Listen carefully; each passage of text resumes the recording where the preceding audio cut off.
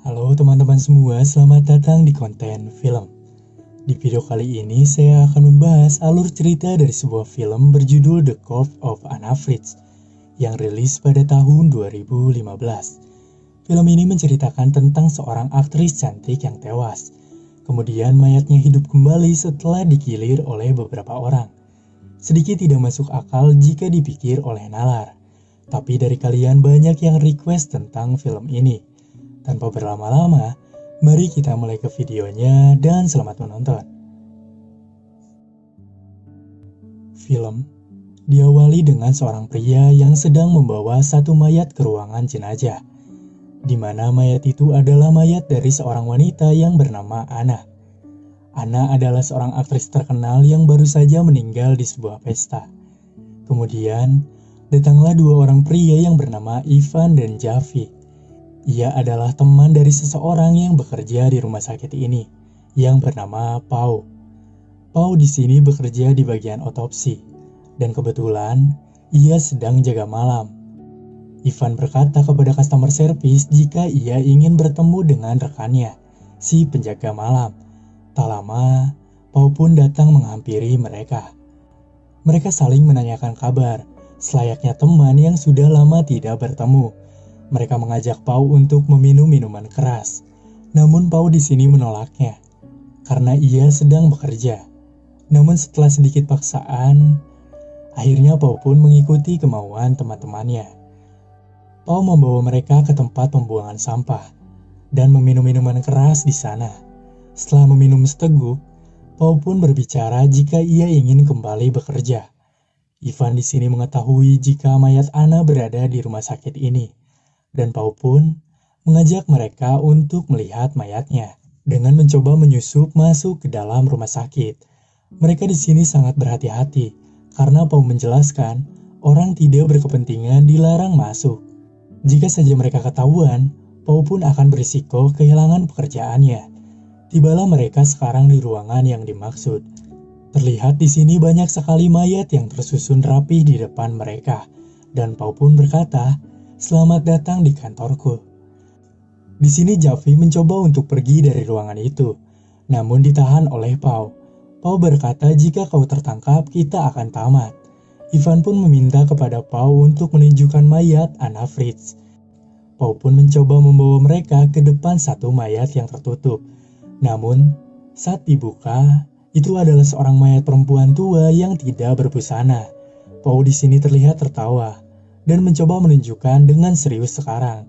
Sedikit info di film ini, semua mayat yang berada di ruangan ini tidaklah berbusana, karena akan dilakukan proses otopsi oleh Pau keesokan harinya. Pau di sini membuka kain putih dengan perlahan, dan terlihat di sini jika itu adalah mayat dari Anna Fritz. Ivan dan Jopi di sini tidak menyangka melihat Anna Fritz seorang bintang terkenal. Ivan yang tidak tahan melihat mayat ini mencoba untuk memegang dadanya. Di sini Javi beradu argumen dengan Ivan jika apa yang ia lakukan tidaklah benar. Ivan berkata jika ia ingin bersetubuh dengan mayat ini, namun beberapa kali Javi menahannya dan berkata jika kita sebaiknya pergi ke sebuah pesta dengan gadis-gadis yang mempesona. Namun Ivan kembali menjawab Javi, mereka memanglah mempesona, namun mereka bukanlah seorang Anna, yaitu aktris cantik yang terkenal di negaranya. Tak lama Javi yang muak pun memutuskan untuk pergi dan diarahkan oleh Pau ke ruangan peralatan. Javi berkata jika Ivan sangatlah bodoh dan tidak akan mungkin melakukannya. Namun, Pau di sini pun melihat Ivan yang benar-benar melakukan hubungan badan kepada mayat itu. Singkat cerita, setelah Ivan selesai, ia pun mendatangi Pau dan juga Javi di ruangan peralatan. Saat Jopi mengajak mereka pergi, Pau pun di sini berkata jika ia ingin melakukannya juga. Di sini Jopi terus saja meyakinkan mereka jika apa yang mereka lakukan tidaklah baik. Di sini saya menilai jika Jopi adalah salah seorang yang memiliki rasa kasih yang begitu besar. Tibalah di sini giliran Pau yang melakukannya. Ia menyentuh kaki dari mayat Anna begitu lembut dan juga mencium wangi rambutnya. Pau di sini memulai aksinya dengan sangat nafsu. Namun tiba-tiba terbukalah mata dari Anna. Pau di sini masih tidak menyadarinya. Dia masih saja bernafsu serta melanjutkannya. Dan akhirnya, Pau pun terkejut akan itu. Setelah ia melihat mata dari Anna kembali terbuka, dan ia kembali hidup. Sontak Ivan dan Jovi mendatangi Pau yang berteriak. Mereka di sini berdiskusi apa yang harus dilakukan. Dan Jovi membawakan air untuk Anna, serta memberikan pakaian medis agar Anna tidak kedinginan. Namun tak disangka-sangka, datanglah penjaga malam yang lain dengan mendatangi tempat itu. Mereka sekarang bersembunyi, serta menutup kembali kain putih kepada Anna. Di sini terlihat seorang penjaga malam membawa satu jenazah. Ivan dan Jovi sekarang bersembunyi, dan kemudian penjaga malam itu akhirnya pergi setelah menaruh jenazah itu. Jovi di sini langsung mendatangi Anna, namun Ivan menahannya dengan keras dan berkata kepada Jovi jika ia ingin berbicara kepada Jovi sebentar saja.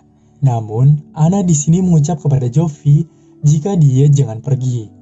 Di sini Jovi pun langsung menjawab Anna jika ia akan segera kembali untuk menolongnya.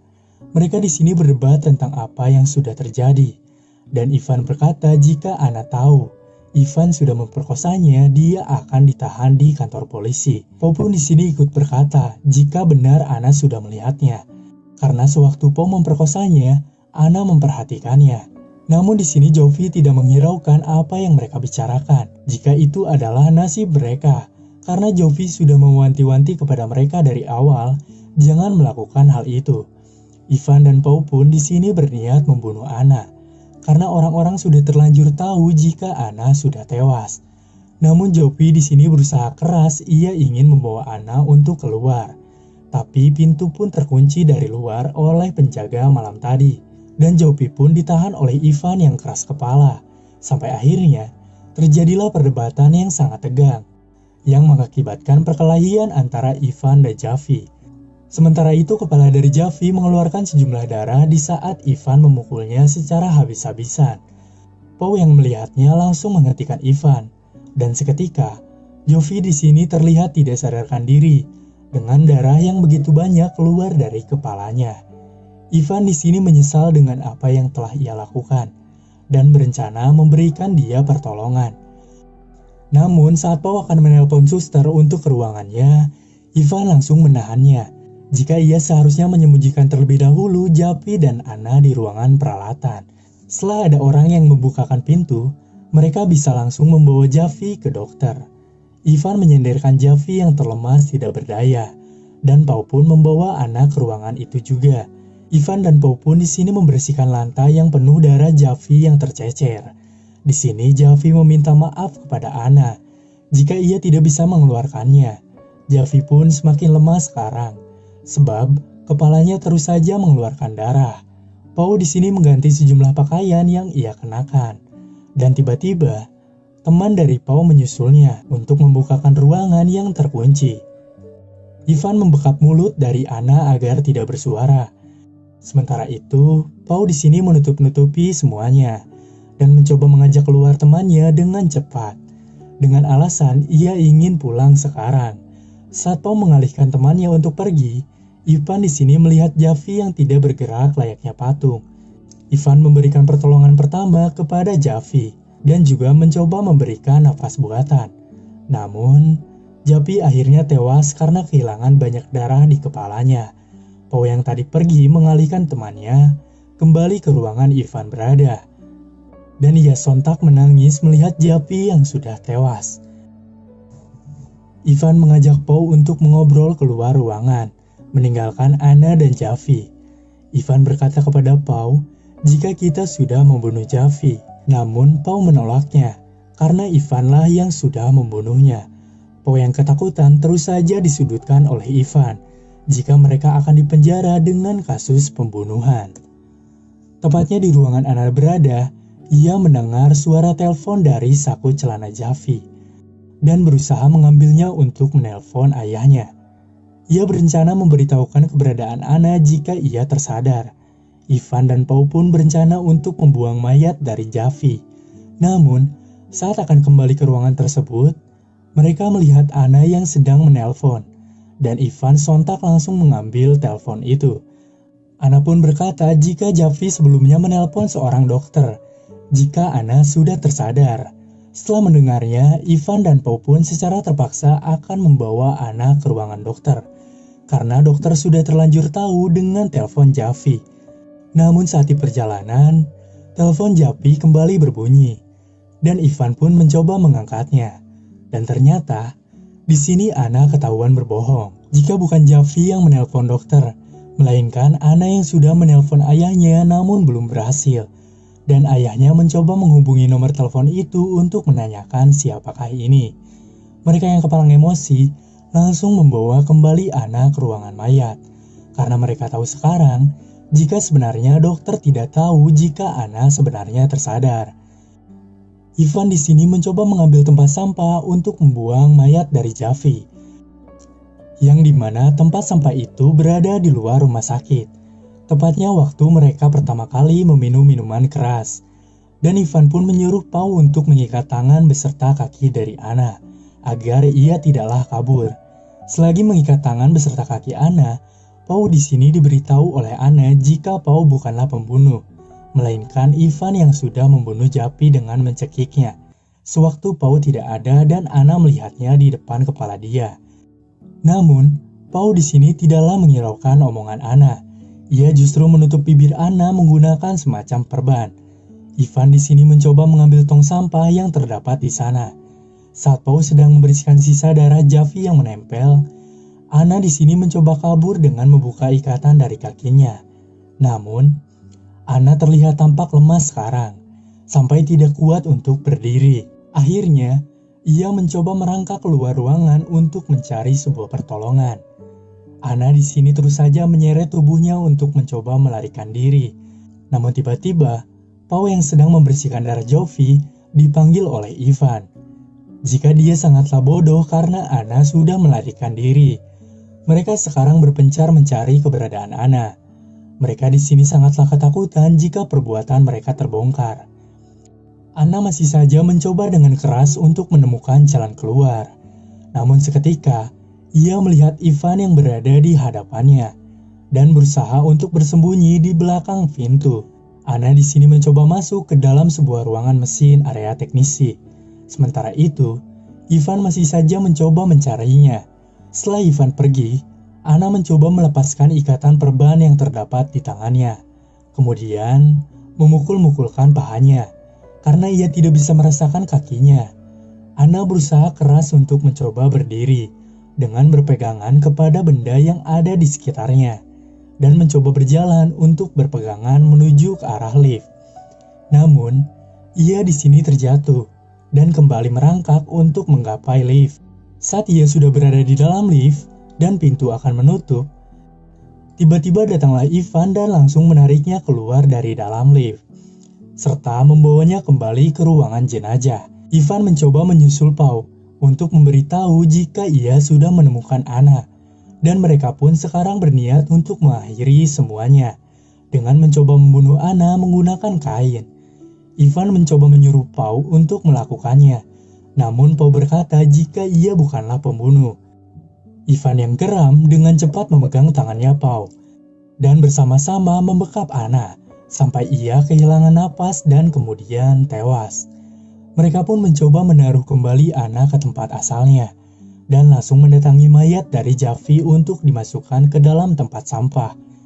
Mereka di sini saling membagi tugas. Ivan mencoba membuang mayat dari temannya Javi, dan Pau pun di sini bertugas membersihkan ruangan sampai seperti semula untuk menghilangkan jejak agar tidak tersisa. Sampai akhirnya di sini pun Pau kembali melepaskan pakaian yang Ana miliki. Sementara itu, Ivan di sini mencoba membuang mayat dari Javi ke sebuah selokan agar tidak ada yang melihatnya, dan seolah-olah Javi adalah korban kekerasan. Pau di sini mencoba membersihkan tubuh Ana untuk menghilangkan jejak seperti sedia kala. Ia menggunakan sebuah spons untuk membersihkan bagian tubuh dari Ana. Dan sampai akhirnya, Pau pun kembali menutup Ana dengan kain putih. Tibalah waktu di mana Pau akan meninggalkan ruangan itu. Sebab, apa yang ia kerjakan sudahlah selesai. Pau di sini tampak menyesal sekarang dengan apa yang sudah ia lakukan. Dan tiba-tiba, suatu keajaiban terjadi kepada Ana yang sudah tewas. Di sini Anna tampak batuk beberapa kali, yang membuat Pau menghampirinya dan berkata kepada Anna, berpura-puralah mati agar Ivan tidak tahu. Ia melakukan semua ini karena terpaksa, jika ia takut dengan Ivan. Dan Ivan di sini terlihat masuk kembali ke ruangan itu, untuk memastikan semuanya sudah selesai. Pau di sini langsung mengajak Ivan untuk keluar dari ruangan itu. Namun, Ivan mencoba mengecek kembali keberadaan Anna. Dan untungnya, Anna berhasil menahan nafas, yang membuat Ivan percaya jika Anna benar-benar tewas. Mereka sekarang keluar dari ruangan itu, dan terlihat tergesa-gesa. Saat akan memasuki lift, Ivan merasa ada yang kurang, dan ia mengecek jika benar kartu identitasnya ketinggalan di ruangan mayat. Pau mencoba menahan Ivan agar tidak masuk. Biarkanlah Pau yang akan mengambilnya di pagi hari saat ia kembali bekerja. Ivan yang keras kepala hanya menghiraukan omongan dari Pau. Dan saat ia membuka pintu kamar jenazah kembali, ia melihat Anna yang berdiri tepat di depannya. Ivan langsung marah kepada Pau dan menuduhnya jika ia telah bersekongkol dengan Anna. Ivan di sini langsung mencoba mencekik leher Pau serta membantingkannya dan menendang Pau beberapa kali. Namun tiba-tiba datanglah Anna yang ada di belakang Ivan dan langsung menusuk Ivan beberapa kali dengan gunting. Dan sampai akhirnya Ivan pun terjatuh dan kemudian tewas. Pau di sini pun langsung mencoba mempertanyakan kepada Anna jika kami sebenarnya tadi akan pergi. Film pun ditutup dengan Anna yang menusuk Pau beberapa kali, hingga akhirnya Ivan dan Pau pun tewas di tangan Anna, dan film pun selesai. Gimana menurut kalian tentang film ini? Menurut saya, film ini memiliki jalan cerita yang cukup simpel, dengan hampir keseluruhan scene diambil di sebuah ruangan kamar mayat. Namun, film ini bisa membuat orang kebingungan dengan jalan ceritanya, yang seperti digantung-gantung. Semisalnya, kenapa di film ini tidak dilihatkan terlebih dahulu adegan Anna bisa tewas? Mungkin sang sutradara ingin membuat kita sebagai penonton mengatur pemahamannya dengan sendiri-sendiri. Dan yang menjadi pertanyaan, mengapa di rumah sakit yang sebesar ini tidak terdapat sejumlah keamanan seperti security ataupun CCTV?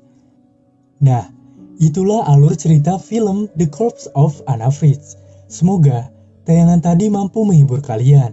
Terima kasih sudah menonton, dan sampai jumpa di lain tayangan. Bye-bye.